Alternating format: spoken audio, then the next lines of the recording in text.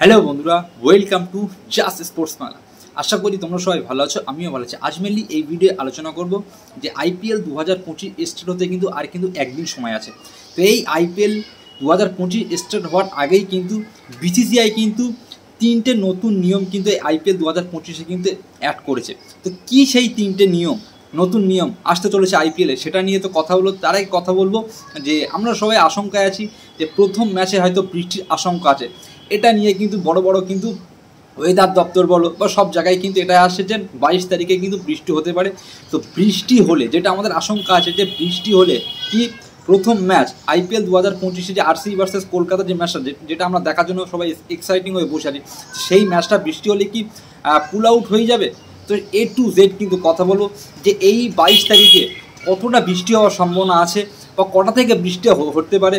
যদি বৃষ্টি হয় তাহলে কি ম্যাচ হবে, এ টু জেড কিন্তু কথা বলবো। তারপরে কলকাতা নাইট রাইডার্সের প্র্যাকটিস ক্যাম্প নিয়েও কিন্তু একটু আলোচনা করবো, আরসিবিরও কিন্তু কথা বলবো। তো তার আগে তোমাদের কাছে আমার একটাই রিকোয়েস্ট, যদি চ্যানেলে নতুন সব প্লিজ চ্যানেলটা সাবস্ক্রাইব করবে, আর ভিডিওটা ভালো লাগলে অবশ্যই ভিডিও লাইক করবে, আর ভিডিও বেশি বেশি করে শেয়ার করবে। তো মানুষ না করে একটা টপিকস নিয়ে আলোচনা করি। তো ফার্স্টে আমরা আলোচনা করবো যে 22 তারিখে যে প্রথম ম্যাচটা হবে আরসিবি ভার্সেস কলকাতা নাইট রাইডার্সের মধ্যে। তো এই ম্যাচটাই কিন্তু বৃষ্টি হওয়ার কিন্তু আশঙ্কা আছে।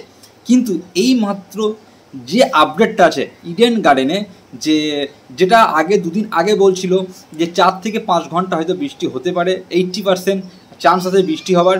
কিন্তু এই মুহূর্তে যে আপডেটটা আছে যে হয়তো 2 ঘন্টা বৃষ্টিটা হতে পারে, সেটা 50% চান্স আছে। তাও তোমার হালকা কিন্তু বৃষ্টি হতে পারে, ঠিক আছে। কিন্তু আমরা সবাই জানি যে ইডেন গার্ডেনে কিন্তু পুরো পিচটাই কিন্তু কভার করা আছে।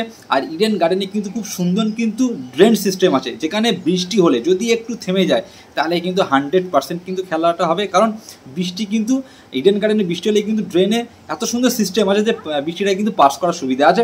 তো কোনো চিন্তার কোনো কারণ নেই বা ভয় পাওয়ার কোনো কারণ নেই। 100% কিন্তু প্রথমে এই ম্যাচটা কিন্তু হবে। আর ওপেনিং স্টেমানিও কিন্তু হবে, বড় বড় কিন্তু সিঙ্গার এখানে আসছে, যেখানে সালমান খান আসছে, শাহরুখ খানও আসছে, ঠিক আছে, বরুণ ধাওয়ান আসতে পারে, অরিজিৎ সিং আসছে, আরও বড় বড় কিন্তু অ্যাক্টর বা সিঙ্গার কিন্তু আসে। তো সব কিছুই হবে, ধামাকা কিছু হতে চলেছে। প্রথম ম্যাচটা 100% হবে।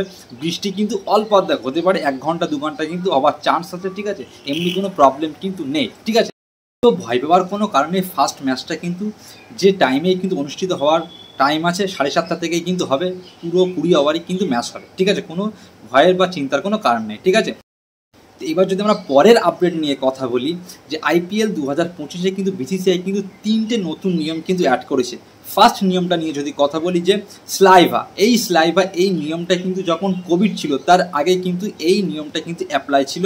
তো এই নিয়মটা কিন্তু কোভিড হওয়ার পরে কিন্তু ব্যান করেছিল। এই স্লাইভা অর্থাৎ কি, যে অনেক সময় আমরা দেখেছি যখন বলাররা যখন বল করে তখন কিন্তু তারা কি বলটাই কিন্তু একটু তাদের মুখের থুতু বা লালা কিন্তু ইউজ করে, যার কারণে কিন্তু বলটা একটু সুইং করতে সুবিধা হয় বা তাদের মতো অনেক কিন্তু সুবিধা হয়। তো সেই স্লাইভার কারণে সেই নতুন নিয়মটা কিন্তু আবার কিন্তু 2025-এ কিন্তু অ্যাপ্লাই করবে, যার কারণে কিন্তু বলাররা কিন্তু একটু কিন্তু ম্যাচে কিন্তু হেল্প পাবে। যারা ডেতে বল করে, বিশেষ করে যেরকম মোহাম্মদ শামির মতন ফাস্ট বলার আছে, সুইং ভুবনেশ্বর কুমারের মতন বলার আছে, কলকাতা নাইট রাইডার্সের যেমন বলার আছে আন্ট্রিক নকে, এইসব বলাররা কিন্তু একটু কিন্তু ম্যাচে কিন্তু সুবিধা পাবে। কারণ আমরা দেখেছিলাম 2024-এ কিন্তু বলারদের কোনো কিছু সুবিধা ছিল না, অ্যাডভান্স ছিল না, যেখানে ব্যাটাররা কিন্তু সব কিছু সুবিধা ছিল, ঠিক আছে। তো এই জায়গাটা কিন্তু একটু কিন্তু বলারদের কিন্তু একটু সুবিধা পাবে, যার কারণে কিন্তু এই যে রানটা আগে আমরা দেখেছিলাম 2024-এ 250, 280, 290 যেটা হতো, এবার কিন্তু একটু কিন্তু রানটা কিন্তু কম হবে, ঠিক আছে। তো এটা কিন্তু নতুন একটা নিয়ম কিন্তু, যেটা আগে ছিল কোভিডের আগে, সেই রুলটা কিন্তু বা সেই নিয়মটা কিন্তু আবারও কিন্তু 2025-এ কিন্তু বিসিসিআই কিন্তু আবার কিন্তু চালু করবে। তো এটা কিন্তু খুব সুন্দর একটা নিয়ম। এবার যদি পরের নিয়মটা নিয়ে কথা বলি, সেটা হচ্ছে ইম্প্যাক্ট প্লেয়ার। এই ইম্প্যাক্ট প্লেয়ারের নিয়মটা কিন্তু 2024-এ এই ইম্প্যাক্ট প্লেয়ার্সের রুলসটা কিন্তু 2024-এ কিন্তু কন্টিনিউ ছিল। 2025-এ কিন্তু বিসিসিআই কিন্তু এই ইম্প্যাক্ট প্লেয়ার্সের নিয়মটা কিন্তু আবারও কিন্তু কন্টিনিউ করবে, ঠিক আছে। তো দেখো এই 2025 যদি এই ইম্প্যাক্ট প্লেয়ারের নিয়মটা যদি কন্টিনিউ না করতো তাহলে কিন্তু প্রচুর টিমের কিন্তু অনেক কিন্তু লোকসান হতো। কারণ অকশানে কিন্তু প্রত্যেকটা টিম কিন্তু ইম্প্যাক্ট প্লেয়ার অনুযায়ী কিন্তু ওদের যে টিমটা কিন্তু বিল্ড করেছে। তো গুড নিউজ যে ইম্প্যাক্ট প্লেয়ার্সের নিয়মটা কিন্তু আবারও কিন্তু কন্টিনিউ হবে। এবার যদি আমরা তৃতীয় যে নিয়মটা অ্যাপ্লাই করেছে সেটা নিয়ে যদি কথা বলি, তাহলে যে দেখো আমরা জানি যে যখন মানে সেকেন্ড ইনিংসে যখন যারা ব্যাট করে বা যারা বল করে তখন কিন্তু সেকেন্ড ইনিংসে কিন্তু বেশিরভাগ কিন্তু হোম গ্রাউন্ডে কিন্তু বল মানে কী হয় যে আমরা দেখেছি কি ডিউ পড়ে, ডিউ ফ্যাক্টরের জন্য কিন্তু ব্যাটসম্যানরা কিন্তু প্রচুর কিন্তু হেল্প পায় বা সুবিধা পায়, ঠিক আছে। তখন কিন্তু বলাররা কিন্তু বল করতে কিন্তু যখন ডিউ পড়ে তখন কিন্তু প্রবলেম হয়ে যায়, তখন কিন্তু ব্যাটসম্যানদের ক্ষেত্রে কিন্তু প্রচুর কিন্তু ইজি হয়ে যায় কিন্তু ম্যাচটা চেস করতে। তো সেই জন্য কিন্তু বিসিসিআই কিন্তু তারা নতুন নিয়ম অ্যাপ্লাই করেছে যে যদি এরকম অতিরিক্ত ডিউ যদি পড়ে তো সেকেন্ড ইনিংসে যারা বল করবে, যে টিম বল করবে সেই টিমের ক্যাপ্টেন যদি চায় তাহলে কিন্তু আম্পায়ারের কাছে কিন্তু বলতে পারবে যে বলটা কিন্তু চেঞ্জ করার জন্য। অর্থাৎ সেকেন্ড ইনিংসে যারা বল করবে যদি ডিউ পড়ে তাহলে কিন্তু আম্পায়ার কিন্তু 11 ওভারের পরে কিন্তু বলটা কিন্তু নতুন বলেই কিন্তু বল করতে দেবে, অর্থাৎ বলটা কিন্তু চেঞ্জ করতে পারে। তো এই যে নিয়মটা অ্যাপ্লাই করছে এই নিয়মটার কারণে কিন্তু অনেক টিমের কিন্তু প্রচুর কিন্তু লাভ হতে পারে, ঠিক আছে। যেরকম ধরো কোনো একটা টিম ধরো ডিউ ফ্যাক্টরের জন্য কিন্তু ইজিলি কিন্তু রানটা চেঞ্জ হচ্ছিল, সেই ক্ষেত্রে যদি বলটা যদি নতুন বল দেয় চেঞ্জ করে দেয় আর সেই রকম টিমে যদি ভুবনেশ্বর কুমারের মতন বল থাকে বলার থেকে, মোহাম্মদ শামির মতন যদি বলার থাকে তাহলে কিন্তু সেই টিমটা কিন্তু অনেক কিন্তু লাভ হবে। তো এই তিনটে নিয়ম কিন্তু বিসিসিআই কিন্তু অ্যাড করেছে যাতে কিন্তু 2025টা কিন্তু আরও কিন্তু ধামাকা হতে চলেছে। তো তোমরা কমেন্টে লিখবে যে এই তিনটে নিয়মের মধ্যে কোন নিয়মটা বেস্ট সেটা তোমরা কমেন্টে লিখবে। আর তোমার 21 তারিখে কিন্তু 20 তারিখে কিন্তু কলকাতা নাইট রাইডার্স ইডেন গার্ডেনে কিন্তু আরসিবি আর কলকাতা কিন্তু প্র্যাকটিস করেছিল, মানে জমিয়ে কিন্তু প্র্যাকটিস করেছিল, যেখানে কিন্তু প্রত্যেকটা প্লেয়ার কিন্তু তোমার যে রোলে যে অর্ডারে কিন্তু ব্যাট করবে সেইভাবে কিন্তু তারা কিন্তু প্র্যাকটিস করেছিল। যেখানে কিন্তু কলকাতা নাইট রাইডার্সের কিন্তু মেনলি কিন্তু আন্ডিক নকিয়া স্পন্সর জনসন তারা কিন্তু হোয়াইট ইয়র্কার কিন্তু লেন্থে কিন্তু বল প্র্যাকটিস করেছে। ভারত অরুণ স্যার কিন্তু স্পন্সর জনসন, আন্ডিক নকিয়া, বৈভব অরোরা, হর্ষিত রানা এই চারটে পেসারকে কিন্তু হোয়াইট ইয়র্কারে কিন্তু বল কিন্তু প্র্যাকটিস করেছে। আমরা দেখেছিলাম 2025 যখন চ্যাম্পিয়ন ছিল কলকাতা তখন কিন্তু বেশিরভাগ কিন্তু হোয়াইট ইয়র্কারেই কিন্তু বল করেছিল। তো সেম কিন্তু সেটাই কিন্তু প্র্যাকটিস করছে।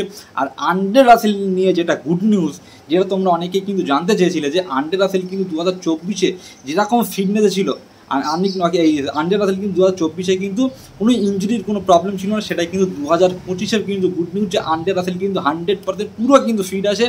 আন্ড্রে রাসেল ভাই কাল ইডেন গার্ডেনে যেভাবে সে মানে বলারদের 6 মারছিল, বিশেষ করে আন্ডিক নকিয়ার মতন বলারদের, তারপরে স্পন্সর জনসন, তারপরে আরও যেসব বলার হর্ষিত রানা, বৈভব অরোরা, আরও যেসব স্পিনার আছে মায়াঙ্ক মার্কান্ডে ভাই, মানে প্রত্যেকটা বলে কিন্তু বড় বড় শট করছিল। তো আন্ড্রে রাসেল কিন্তু এই মুহূর্তে দুর্দান্ত ভাই ফর্মে আছে, দুটো প্র্যাকটিস ম্যাচ হয়েছে সেখানেও কিন্তু দুর্দান্ত ফর্মে আছে। আর আন্ড্রে রাসেল কিন্তু সে কিন্তু বলও কিন্তু অনেকক্ষণ করেছে। তো আন্ড্রে রাসেল 100% কিন্তু ফিট, কারণ আমরা এটাই জানি যে কলকাতা নাইট রাইডার্সের হয়ে আন্ড্রে রাসেল যে মরশুমে 100% ফিট থাকে, বল ব্যাট দুটোই কিন্তু করে, সেই মরশুমে কিন্তু কলকাতা নাইট রাইডার্স 100% প্লে অফে গেলে আর 100% কিন্তু তারা কিন্তু ফাইনালে ট্রফি জেতার কিন্তু চান্স থাকে। তো এই বছরে কিন্তু আন্ড্রে রাসেল কিন্তু 100% ফিট আছে, এটা তোমাদেরকে আমি কিন্তু আগে কিন্তু জানিয়ে দিলাম। তো এই কটা আপডেট ছিল। আর আরসিবির হয়ে কিন্তু বিরাট কোহলি কিন্তু কাল কিন্তু অনেকক্ষণ ধরে কিন্তু প্র্যাকটিস করতে দেখা গিয়েছে, যেখানে কিন্তু বিরাট কোহলি কিন্তু জর্জ হ্যাজলউডের বলে কিন্তু প্র্যাকটিস করেছে অনেক সময় ধরে। আর বিরাট কোহলি কিন্তু দুর্দান্ত কিন্তু রিদমে আসে। স্পিনারদের ক্ষেত্রে কিন্তু অনেক কিন্তু প্র্যাকটিস করেছে, সুয়েশ শর্মা বলো, কুনাল পান্ডে বলো, লিয়াম লিভিংস্টন বলো, এইসব বলারদের এগেনস্টে কিন্তু প্রচুর কিন্তু প্র্যাকটিস করেছে। আর কলকাতা নাইট রাইডার্সের এক্স প্লেয়ার ফিল সল্ট, সেই ফিল সল্ট কিন্তু কাল কিন্তু ইডেন গার্ডেনে এসে কিন্তু নেক্সট সিজন যেসব জায়গাগুলো সে মানে এনজয় করতো প্লেয়ারদের সাথে সেসব জায়গাগুলো ভালো করে দেখছিল। তারপরে যখন সে প্রথম ইডেন গার্ডেনে এসেছিল তারপরে সে কলকাতা নাইট রাইডার্সের প্লেয়ারদের সঙ্গে কিন্তু কথা বলেছে। কলকাতা যে ভেঙ্কি মাইসোর যে সিও তার সঙ্গে কিন্তু কথা বলেছে, চন্দ্রকান্ত পণ্ডিত হেড স্যার তার সঙ্গে কিন্তু অনেকক্ষণ ধরেই কিন্তু কথা বলতে দেখা গিয়েছে। তো এই কটা আপডেট ছিল যেগুলো আমি তোমাদের ফটাফট শেয়ার করলাম। যদি ভিডিওটা ভালো লাগে অবশ্যই ভিডিও লাইক